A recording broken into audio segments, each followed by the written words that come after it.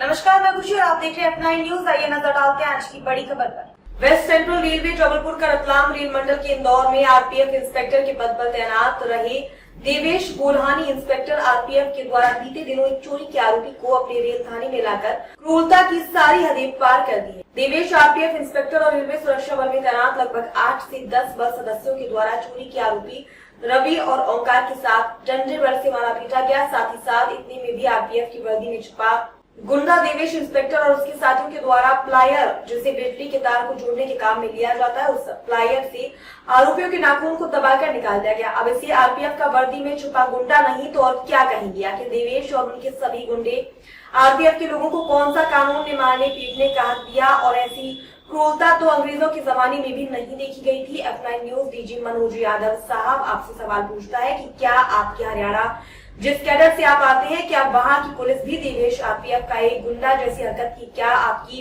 Police या देश की कहीं की भी पुलिस ऐसी क्रूर सजा आरोपी को अपने थाने में लाकर उसे दी है?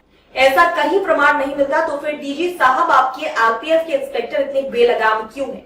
कौन इन्हें छूट दे रखा है? क्या वेस्ट सेंट्रल रेलवे जबलपुर में बैठा आपका प्रधान मुख्य सुरक्षा आयुक्त सह आईजी या आपके रतलाम रेल मंडल में बैठा आपका कमांडेंट? आखिर देवेश की हिम्मत किसके कहने पर हुई, ये आप पता लगाएं। साथ ही साथ देवेश जैसे आरपीएफ के इंस्पेक्टरों को दिमागी जांच उपरांत ही किसी आरपीएफ के थाने में पदस्थापना का आदेश आप रेलवे के सभी जोनों के आईजी को आदेश करें, वरना आरपीएफ की छवि को बट्टा लगने में देर नहीं लगेगी। पूर्व दक्षिण पूर्व रेलवे गार्डन के राशि में भी देखने को मिला था। वहां के तत्कालीन आरपीएफ इंस्पेक्टर राजकुमार शाह वर्तमान तैनाती महोदय के द्वारा एक रेलवे का कर्मचारी को नंगा करके उसकी बुरी तरह से मार पीटा था, जिसका जांच आज भी चल रहा है। ये लेगी स्कैनर फैक्ट्री घोटाला के आरोपी हैं। ऐसे लोगों को आप आखिर डीजी साहब क्यों बख्श रहे हैं? क्यों नहीं उनको नौकरी से घर भेजते? ये तो गुंडे हैं, ये प्रमाणित भी हो चुका है। फिर आप क्यों इनके ऊपर रहम बरपा रहे हैं?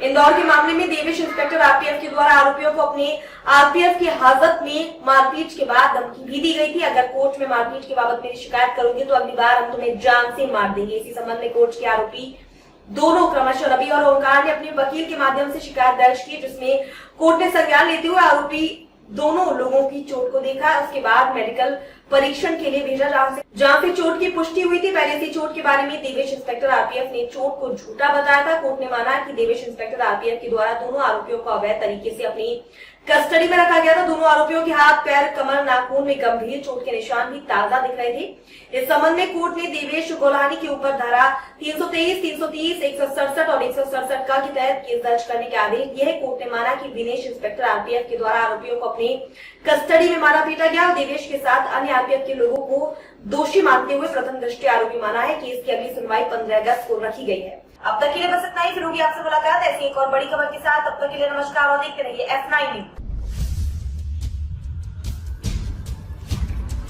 खबर बड़ी और खास होगी, असल वजह की तलाश होगी, दुनिया भर के हर गांव, शहर, गली, मोहल्ले पर नजर हमारी होगी। खुलेंगी पर्दें, जहन में उठे हर सवाल की बात होगी, हर वो जवाब जो है आपके लिए जरूरी, जिम्मेदारी हमारी होगी।